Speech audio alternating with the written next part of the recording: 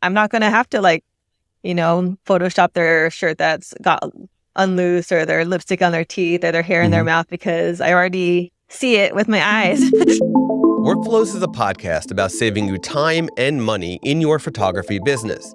I'm your host, Scott Wyden Kivowitz, a photographer and content creator who struggles with dyslexia, color blindness, introversion, and anxiety stemming from years of being bullied as a child. Guess what? Workflows have been my rock.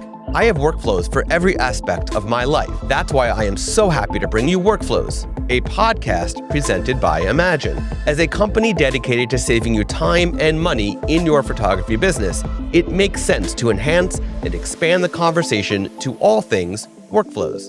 Tune in and subscribe to hear stories, strategies, and tools that can be your rock.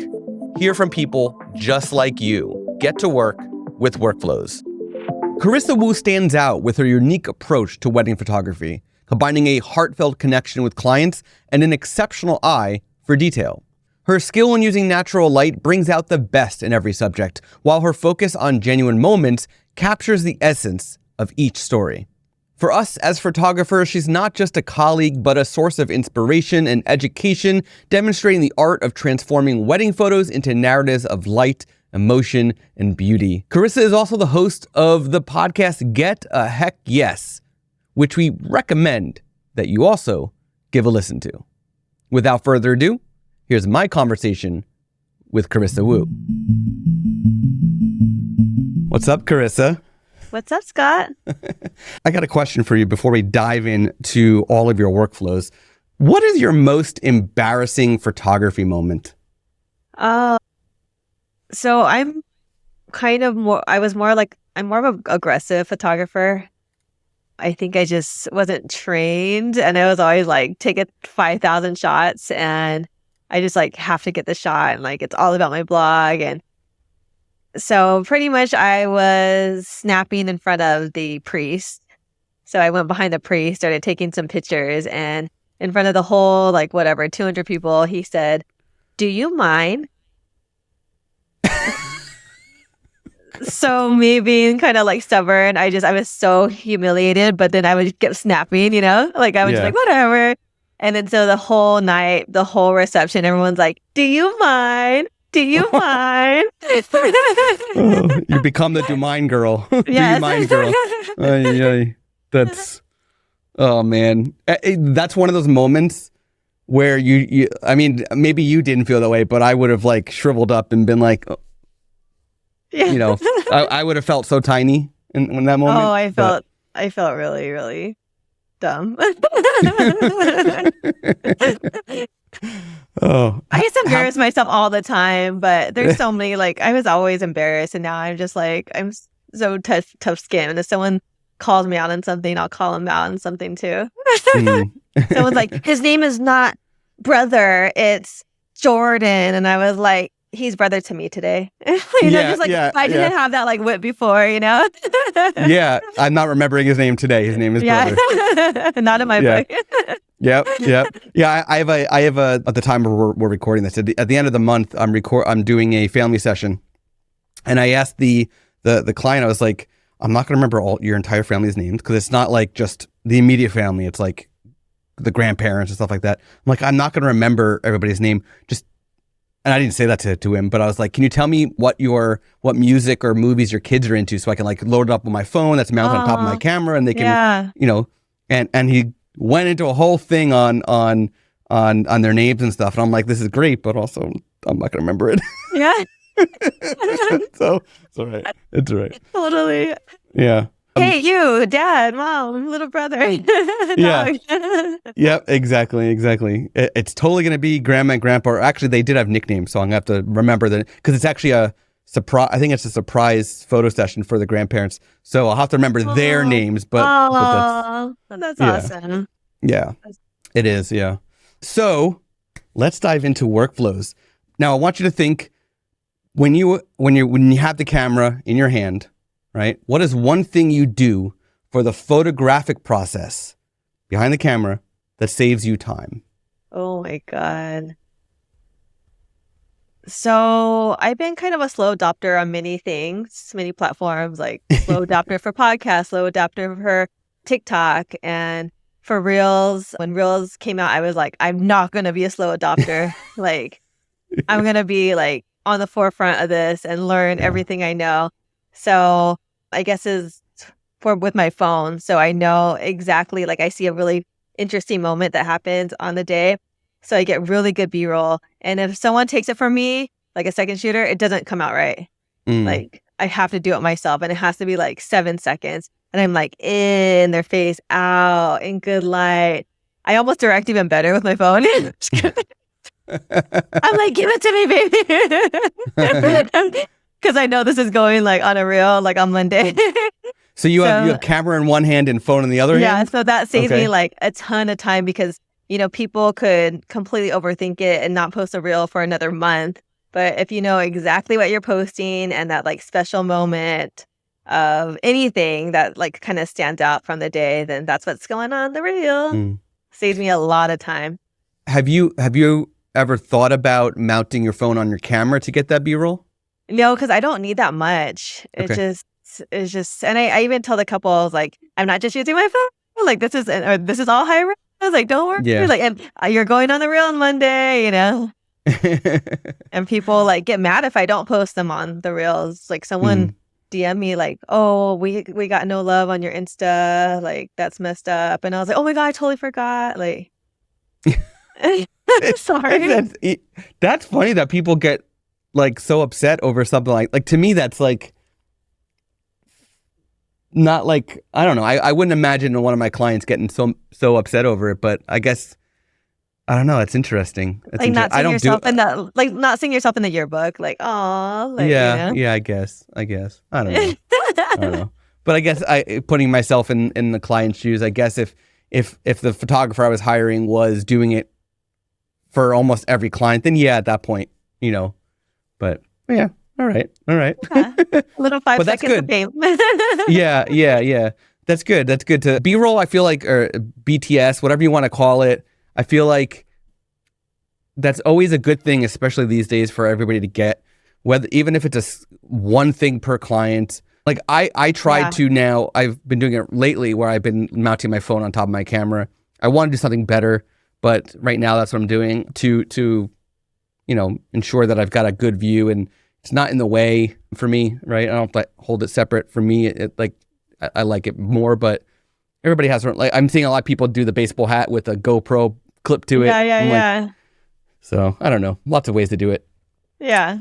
So moving on to the business side of things then, what is one thing you do for the business that has saved you time or money? And don't say imagine, we will get to imagine.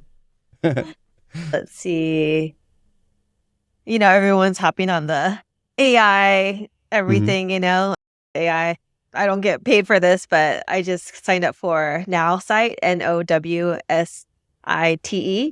And I mean, it's ChatGPT, but it's hard to kind of study ChatGPT like completely. You have to take like weeks and train it. So this one, you know, I paid the price, which is not too bad. And it asked me all these questions about my company. And then, it pretty much planned my whole content for the whole year. Even asked me like what my offer is. This is for my coaching business. So all my captions, you know, branding, sales, marketing, who I am as like a business coach.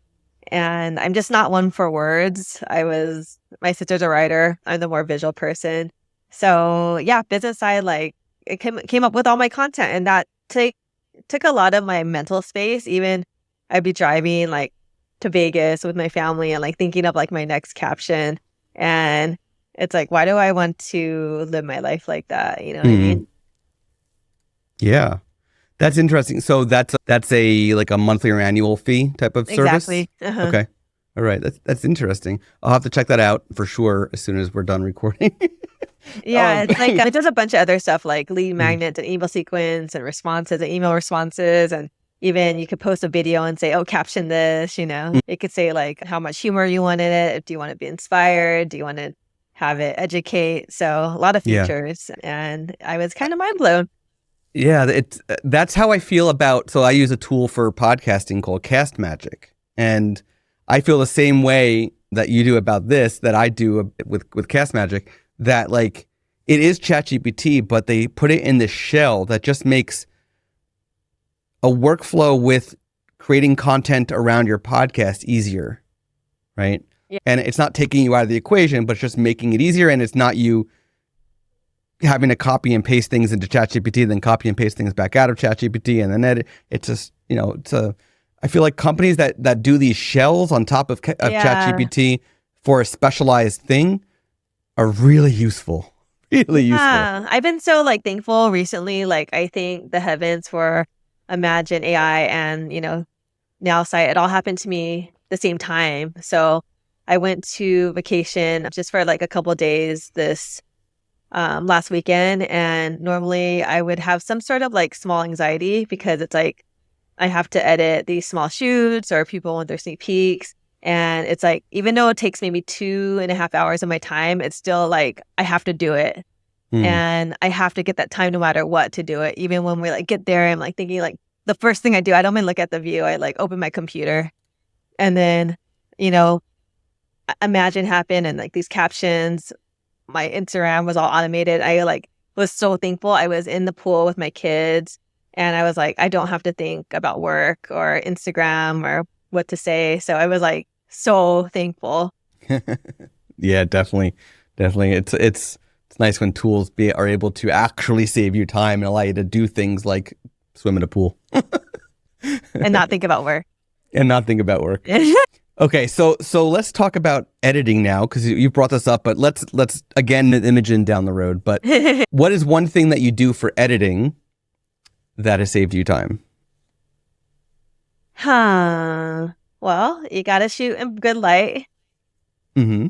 So I always shoot perfectly in shot. I don't want to say perfectly, but I really try to screen the shot and get the shot, because I even tell clients, I'm like, get that trash can out. I am a mom of two. I have no time to edit that out. Like people walking, stop them. I have no time for editing. Like it's just kind of funny to me. Yeah. I humor myself after 13 years of shooting weddings, So I'm like, I try to get it correctly, but I guess that would be my best editing tip, is to get the shot right in camera, because I'm not going to have to like, Photoshop their shirt that's got unloose or their lipstick on their teeth or their hair in their mouth, because I already see it with my eyes. So it's like, even like, when you first drive, it's like you actually have to trust your eyes. It's kind of like that. Like use your mirrors, because everyone's so scared, like that you're so scared. You're just like, snap. It's like, focus, use your eyes, see what's happening in the shot. Even if it takes a little bit longer, like it's going to save you a whole lot of time editing. Yeah, 100%. We did an episode with Charmy Pena a while back, and one of her tips was similar in the sense of get it right in camera, but she actually goes to the extent of having her venues change out the light bulbs to something that doesn't flicker in the way that it shifts colors. And like I don't think many photographers can get away with that. Yeah, but she does. Like a little... Yeah. And so that's the same thing. Like she doesn't want to have to deal with fixing that color after, or fixing, one light being dimmer than the other after, or whatever it might be. So she just, she gets it right in camera by making the venue swap the light bulbs. Yeah. I do something similar. Like if the groom has a little pimple, I'll have one of the bridesmaids like go touch it up, because I'm like, I'm not going to zap that pimple in every shot. Yeah. I don't blame like you. it's gonna be a pain in the butt. Yeah, I definitely don't blame you. Now let's shift into business for a second, or sorry, a different part of the business for a second. You've photographed a session, you've culled it, you've edited it. Now, what is one thing you do after the session that has increased business? Yeah, so I do send a lot of sneak peeks, because I just don't want them. I have anxiety like you said, like in your intro of your podcast, but I don't want to be like have people waiting for stuff from me. So I send them like a ton of sneaks, like literally like 400 sneak peeks like that following week, which is crazy, but I could do it in like an hour.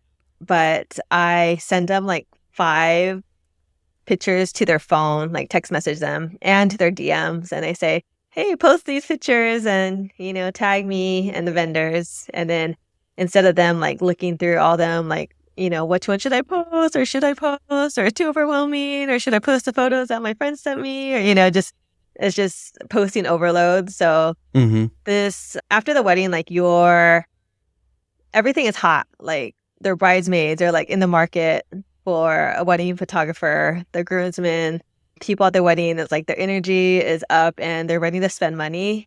So you want to have them be like, oh, like your photographer is amazing. You got these sneak peeks back like the following day, like booked. Yeah. For years there's been photographers doing sneak peeks, but thankfully now it's even easier. Very easy. Okay, so related to the business thing, I've got a question that I don't get to ask many guests. So thankfully I get to ask you about this. How do you balance being a successful photographer, an author, a podcaster, and a coach? How do you balance and a mom? God. You just gave me more anxiety. So I'm a dad of 2, and Aww. I do have my photography business. I do work for Imagine full time, and I do the podcast, and I training at a karate school, and I'm often thinking like, how do I have time for all this stuff? Yeah.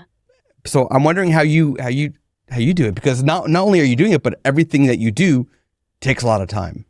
Yeah, I'm not just like giving you a shout out because we're on the podcast, but my time was getting so thin where like every second was being like amounted for. And I would not edit my weddings, but I would edit all the sneak peeks and all the like the engagement sessions and portraits and family sessions.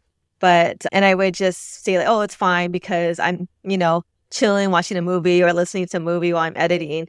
But then I don't even have that time anymore because I'm like client facing, podcasting, Instagramming, and I'm doing all these sales calls because I have ads running to my new program. So I'm like, I really didn't have any time, and it'd be miserable, like picking up my kids, taking them to dance. I'm trying to like edit in between them, trying to put like their ballet shoes on, they're crying, putting them in the bathroom, So that's why I said I was so thankful to like Imagine for giving me back my time. But I guess for me, it's just, a juggling act. And I think I've done this for the wedding thing for forever. So when I show up to wedding, it's kind of like, I know what I'm doing. Yeah. So it's routine. I actually say it's a break in my head when I'm shooting a wedding because I could actually be doing one thing. So I'm like, this is a break for me. Like, this is like, I'm like in heaven right now because I actually could focus. But, podcasting was hard in the beginning because you're like so nervous. But now it's easier. And I set up a lot of workflows on like Dubsado and 17 Hats and a lot of email sequences. My whole coaching lead generation is all automated. Thank you, ManyChat, and thank you, automation. Thank you, Flowdesk. So yeah, I spent a lot of money to hire people to automate my business. Yeah, I feel like that's where things always come back to. The busier we get, the more automations we need.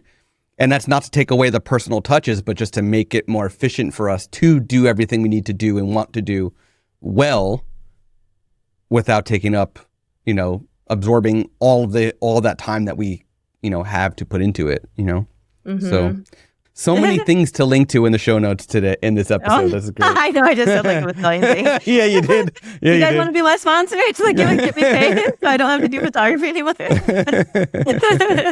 Oh boy. Okay, so my favorite part of the show. Pick a color. Oh my God, this is so fun. Orange. Orange. Yes. Okay. I think the last couple were green. So I'm gonna thumb through these, and you're going to tell me when to stop. Okay. Whenever you're ready. Stop. Okay. My next question to you is, you picked this, by the way. What do you think one of the biggest cons of being famous would be? Privacy. I can see that.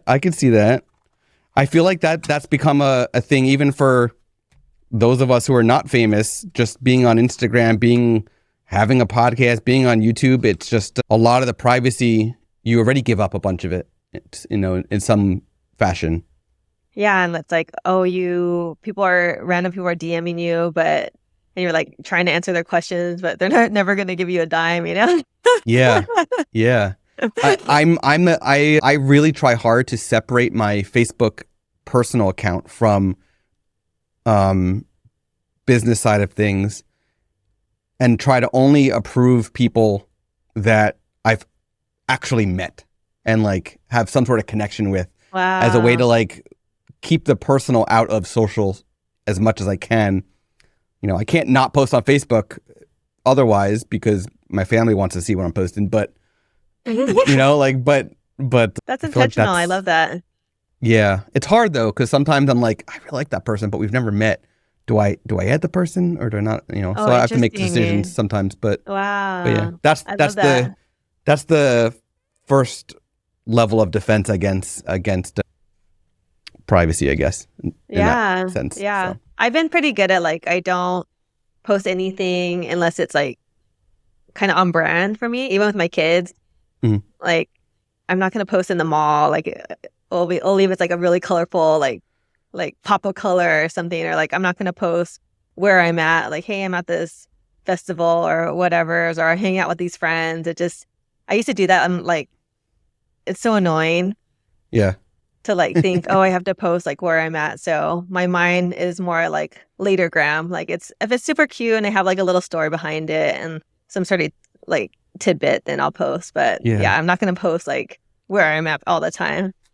I've noticed that, speaking of malls, that a lot of malls have been getting very sneaky lately with putting up fun backgrounds. So like not saying, hey, take a picture here, but like they're doing it so that you think that's a cute picture, put my kid in front of it, take a picture, snap it, and now, there's a hashtag hidden there showing you where you are. Yeah, like Free People has a really cute wall, like that pink wall in Melrose. Everyone went. That's when Instagram was like blowing up. I was very lucky to be on that wave, but it was hard for me mentally. It's like you got so much attention on Instagram. Now it's like I barely get any attention. So I'm like, I have to like automate everything because is it worth it? Like, one post, if I spend an hour on it, like it would give me all these like likes and praise, and now it's like 3 likes or whatever. Right. Yeah. Right. Yeah. But you still have to do it. You know what I mean?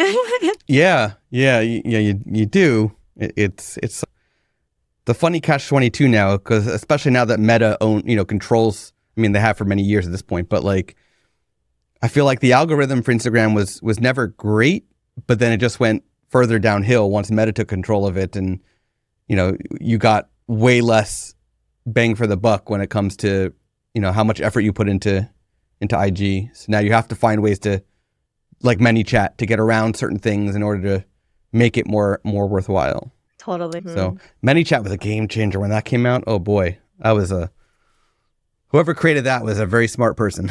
Very, very, very smart. Yeah. Like even my students, I'm like, you gotta get on ManyChat by tomorrow. Like I'm gonna catch you on this, and they're just like, they don't. One day they'll learn. Yeah, it's not that hard. Yeah. And to me, like, I love playing with a workflow type tool. So like the dropping in things, if I do this, then I can have it do this, and then it can do this and branch off to here. I love tools like that. Just like it makes my brain feel good when I interesting. I know. Play around with those. I love your brain. It works in compartments.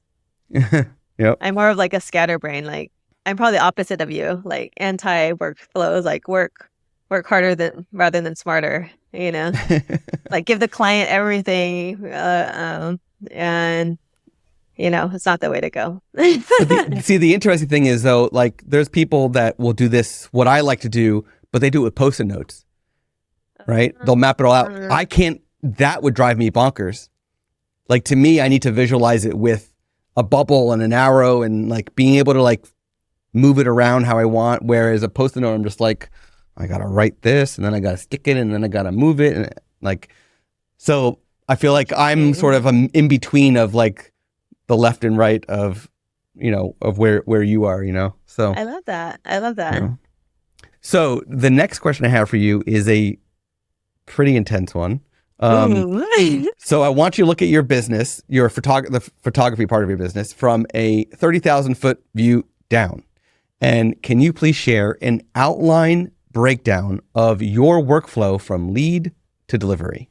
Ooh. Huh.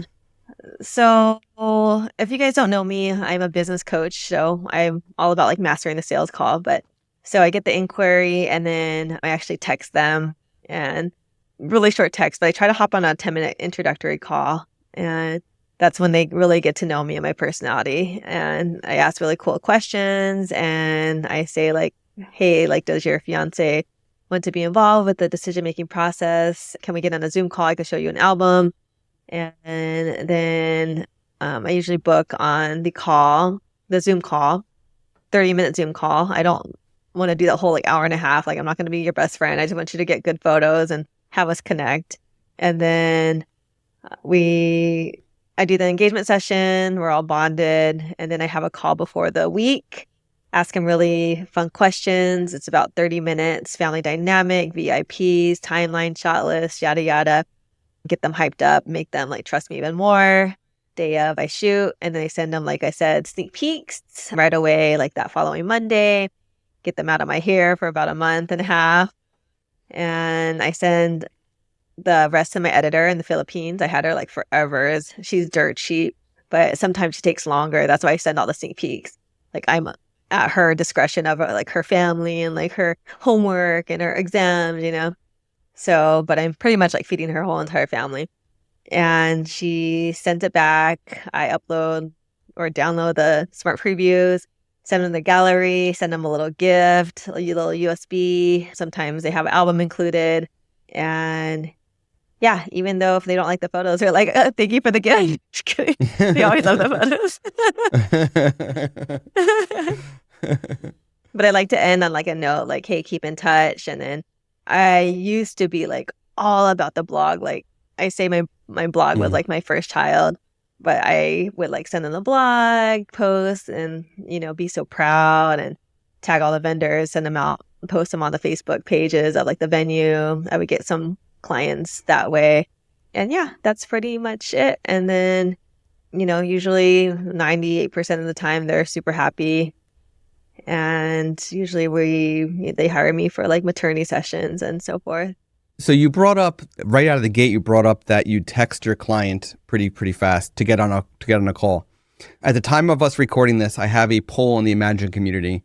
By the time of everybody listening to this, the poll's already long past. But the poll is asking, what type of messaging systems do photographers, imaginers in the community, what type of messaging systems are they using to interact with their clients? Whether it's SMS, whether it's a LinkedIn message for corporate work, whether it's Instagram DMs, whether it's WhatsApp for not really in the US, but mostly international, things like that. So is your main source of text-based communication, is it text messages and email, or do you have anything else in between on a regular basis?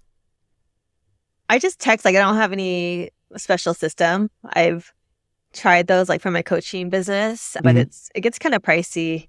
But then after I send the contract, they're put in the workflow through 17 Hats, and they get like an automatic welcome email, engagement shoot tips, wedding tips, it's a 3-month reminder, 1-week reminder, tips and tricks, and that's all automated.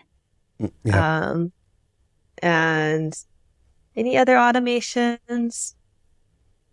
No, I'm very heavily like involved in the business. Like, it's a lot of me, which is not a really good way to scale, but I'm trying to make a little bit more boundaries in my business, like next year, where I only shoot 6 hours and the rest of the time, like my team will be there. Next year, like 2024, because we're recording this in 2023. So next year you're saying 2024. Okay. Just to clarify. And if I could manage 6 hours, then maybe I could go down to 4 and just call myself like a wedding director. I found, I'm very thankful I found this it's very hard to find a really good associate photographer that is available and willing to put like your company first and is as good as you and also knows off-camera flash. You know, like some girly girls could be like really good at posing because they're just natural at it, but they're probably not gonna like know like off-camera flash right off the bat, you know. And some guys are like, you know, no off-camera flash, are all geeked out on equipment, but then as far as like the feminine side, like they kind of lack that like emotional side. So I found someone really amazing. I'm just like hoping no one takes him. I'm like no, it's mine. Oh, it's so hard to like replicate yourself. Yeah, definitely. I'm in a way, I'm fortunate that I don't have to worry about it because my photography is not full time because it's, you know, on the side from Imagine work. Thankfully, I don't, for my own sanity, I don't need to worry about that. But I definitely feel your pain. That is something that I've heard quite often. In fact, episode 30 with Michael Anthony, he even brought that up of how hard it is to find, you know, associates. So I feel your pain. I feel your pain. No one's gonna care. Like they're, you know, at max making $600-700 a wedding, and then, you know, a photographer could make their own $3,000-$6,000 plus per wedding. So it's a big difference. So of course the owner's gonna care more about the wedding. Yep. Yeah, that's for sure. So that's fantastic. Thank you for sharing that. I'm gonna move into something that you've brought it up when you talked about NowSight, and I'm wondering, in addition to that, what does the future of AI in photography look like to you? I feel like photography is so much of a human connection. So I feel like we are pretty bulletproof in that sense. You know, you can make yourself look like you're in Jamaica or Japan, but that doesn't mean anything to me because I wasn't there, you know? I feel like, you know, you kind of need a friend there holding your hand. So I think that could never like replace us. So AI is just going to make it easier for photographers. But with that said, you know, supply demand, it's going to get like more photographers, or, you know, we have to charge cheaper, but then we're going to add like more cool stuff with AI to make more money. So it just like that constant like leveling of everything. So I guess to answer your question, I think AI is not going to, I think it's more going to help us than hurt us for sure. Yeah, I think so. I think so as well. That seems to be the common trend when I ask that question to everybody, that it's scary at times. You know, there's certain things where you like in the back of your mind, you get a little worried, but at the same time, you're like, yeah, that fake wedding that AI generated, it's nothing. You know, it's not going to hurt you, you know. But I do think, and I brought this up as well in the past, is I think there will be the handful of people in the world where an AI-generated wedding could be really valuable for them if they, for whatever reason, literally could not have a wedding. Whatever that reason might be. Interesting. You know? So I think in those cases, if somebody could generate a wedding for $50, like, might as well have it versus not having wedding photos at all because you didn't have an actual wedding. I think he just made up like a movie premise. Probably. Like a movie script right there, because it is kind of like that fake wedding. Like, oh, I want my mom to think I got married. Like a made up like scene. It's just like, boom, paid. Let's photographer, whatever money. And where's the showrunner? Yeah, exactly. We had a wedding without you, and I'm happily in love. Nice. Okay, so we're going to touch now on something that you've tried to bring up a couple times. How did Imagine impact your life? So I actually reached out to Imagine when I started doing like master classes, and because you guys are like blowing up, and it was a year ago, and I would do like lives with them to, you know, kind of use the word leverage, you know, leverage your audience and my audience, yada, yada, yada, what you learn in the coaching world. And I didn't hop on the bandwagon. But then, you know, recently my friend Benny Chu was on my podcast, and he literally told me it saved his Thanksgiving. It did. Yeah. And then I went to Wedding MBA in Las Vegas, big convention, and I went to AI conference, and I promised myself I would try it. And then Caroline Tran posted something about you don't even have to upload like your 50,000 or whatever 1,000 images anymore. So that's a thing that was kind of gatekeeping me. I was like, oh, like the time type of aspect, even though it's going to save me time, but that's going to take me a while to learn something. But she's like, oh, you just could like, put in one preset and then put, this is called imagen-ai. And then, so that's kind of what sold me. And then first try out the bat, like, because I told you I deliver so many images. So 333 photos for a family shoot, because I'm a freaking maniac when I shoot. I'm like crazy, like doing poses every like millisecond, edited in like literally a click of a button. And I was like jumping up and down, like I won the lottery. and it called and it straightened and cropped it too. So that was crazy. Because even though I would always say, yeah, it's easy, like it's like brainless to me, but it still like takes time. Yeah. Click, click, click, click, next 300 times. Yeah. That's like an hour. So yeah, my one of my favorite lines from someone who's fallen in love with Imagen and what it has done for his wedding business is that his favorite edit now on all of his photos is the next button. Oh, I know. That's it. So it's amazing. Like I told you, I've been so thankful these past couple of weeks. It's just given me so much time, because even listening to their podcast or like me being on a freaking podcast, I would be like, oh crap, like I have to edit this session or send these meetings or I have to get upstairs and start editing. Yeah. Like I don't have that feeling anymore. Yeah, it's great. It's great. By the time that this episode is out, so will a feature called Smooth Skin will be out as well. Oh. So Smooth Skin is a feature where, similar to our subject mask feature, where we will actually, select the subject and edit the subject separate from the background with using a brush mask, and you can even control what edit you want done to the subject. Smooth Skin will actually select just the skin of your subject and will smooth the skin with two built-in like versions. There's standard and bold, and then you can also control what the dial, the settings for the smooth skin if you want to do a custom level as well. So that will be out, or is out now for when this episode airs. So that's we're talking that's really the future fun. us, yeah. We're talking, yeah. It's a little tricky to talk about it because technically it's coming out in like a little over a week from when we're recording this, but now everybody's listening in 2024, so a little strange. Anyway, so that's a really fun thing that now a lot of photographers can utilize in their work as well, and not have to, go into Photoshop or do all that work in Lightroom. They can just do it with a click, and perfect for newborns. And yeah, that takes a lot of time. I'm Yep. excited for that feature for sure. Yeah. I just photographed my baby nephew, who's now a little over a month. I just photographed his newborn photos, and I'm like, I can't wait till Smooth Skin is here so I can just rerun them and not have to go in and do the crusties on his forehead.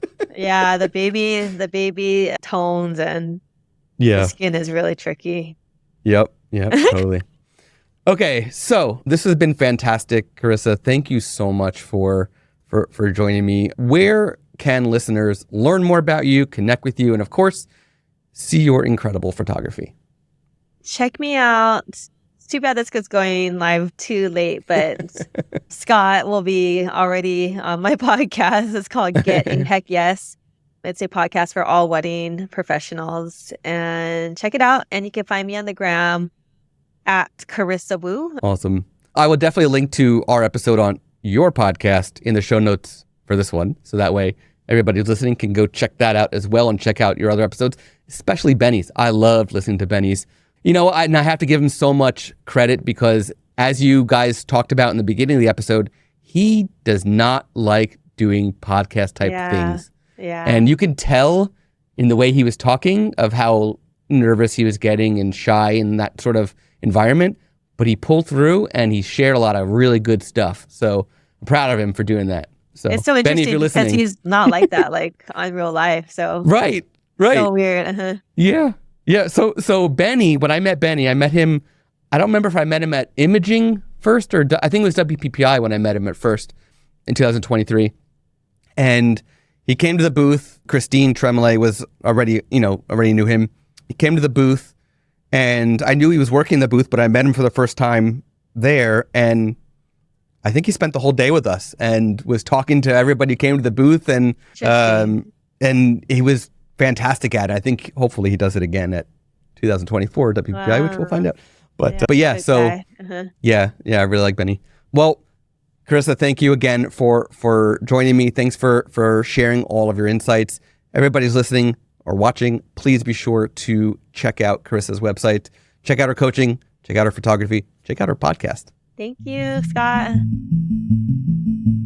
Thank you, Carissa, so much for hanging out with me and sharing all those juicy details about your workflows and for allowing us to get to know you a little bit more. Really appreciate your time. You have been listening to Workflows, presented by Imagen. To hear more from Workflows, to find links to our guests, and for an exclusive offer for Workflows listeners, please go to imagen-ai.com/podcast and be sure to subscribe to the podcast on Apple Podcasts, Spotify, or wherever you listen to podcasts. Thank you for tuning in. Until next time.